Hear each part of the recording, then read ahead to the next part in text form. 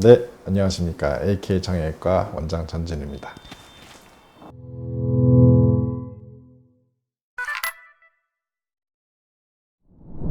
50견이라고 하는데 동결견이라고 하기도 하고, 그리고 요새는 40대, 30대에서도 많이 나타나서 40견, 30견이라고도 얘기를 하는 정식 명칭은 유착성 관절낭염이거든요.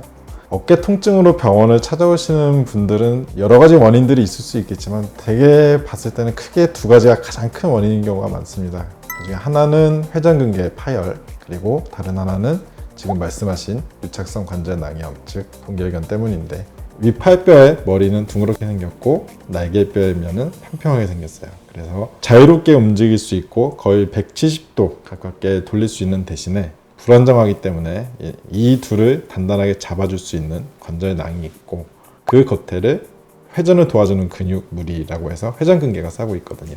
그 중에서 이 단단한 관절낭이 염증으로 인해서 유착이 돼서 붙으면 관절이 충분한 범위까지 돌아가지 못하고 제한이 걸리게 되겠죠. 이거를 우리가 동결견이라고 합니다. 동결견이 생기는 원인은 여러 가지들이 있어요. 흔히들 말해서 운동을 무리하게 한다거나, 성인들 같은 경우에는 골프 아니면 테니스, 야구 이런 팔을 많이 쓰는 운동들을 할 때 거기서 생기는 부상을 방치했다가 그것이 유착을 만들거나 운동 제한을 만들기도 하고, 구부정한 자세로 오래 있거나 목이 앞으로 많이 빠져 있는 상태로 있다 보면은 어깨가 가동 범위가 똑바로 펼 때보다 제한될 수밖에 없거든요. 그래서 그런 안 좋은 자세로 오래 있다 보면은 자연스럽게 관절의 범위가 좁아지고 유착이 생기는 경우들도 있고요. 사실 우리가 평소에 먹고 마시는 것들이나 스트레스 이런 것들도 관절에 영향을 굉장히 많이 줍니다. 어깨는 자유도가 좋은 관절인 만큼 그런 염증이나 스트레스로 인한 영향도 상대적으로 다른 관절보다 많이 받고, 그래서 유착이 생기거나 염증으로 인한 문제가 생기는 경우들이 많습니다. 사람들이 이제 인터넷을 찾아보고 오시는 분들이 많아요. 어떤 분들은 50견인데도 나의 회전근개에 문제가 있느냐, 또 반대로 회전근개의 문제인데 50견이냐 이렇게 물어보시거든요. 50견은 회전근개와 가장 큰 차이가 가동 범위에 제한이 걸린다는 거예요. 그리고 그거는 시간이 지나도 좋아지기 어렵다는 거죠. 이제 처음에 50견이 아프다가 시간이 지나면 통증이 조금씩 사라지거든요. 그러면은 내 어깨가 나았나 라고 생각하는데, 실제로 50견은 한번 생기면 완전히 좋아질 때까지 평균적으로 약 2년 정도 걸립니다. 통증 자체는 사라질 수 있어도 팔이 끝까지 올라가지 않고 바깥으로 벌어지지 않고 뒤로 돌리는 게 제한이 되다 보니 내 팔이 아프지는 않은데 왜 안 올라가죠? 하는 분들도 종종 있어요. 그래서 회전근개와 오십견은 통증으로는 크게 차이가 없는데 가동 범위 제한에서 가장 큰 차이가 있습니다.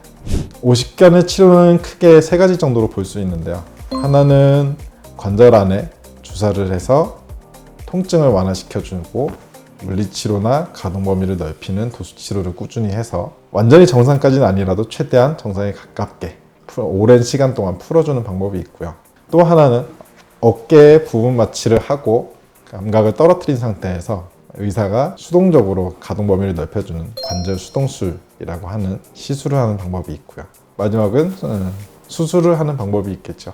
대부분의 50견 있는 환자분들은 팔을 크게 돌리거나 뒤로 돌릴 때 통증이 있어서 그 운동을 충분히 잘 하지 못하고 유착이 풀리지 않다 보니 계속 그 상태가 지속이 되는데, 그래서 오히려 환자분들이 운동해도 됩니까? 라고 이렇게 물어보시면 저는 골프를 무리하게 치십시오, 헬스를 아주 많이 하십시오 해서 가동 범위를 충분하게 스트레칭 할 수 있는 운동을 하도록 권유를 하고 있습니다. 50견 생기는 여러 원인 중에 하나가 뭐냐면 구부정한 자세예요.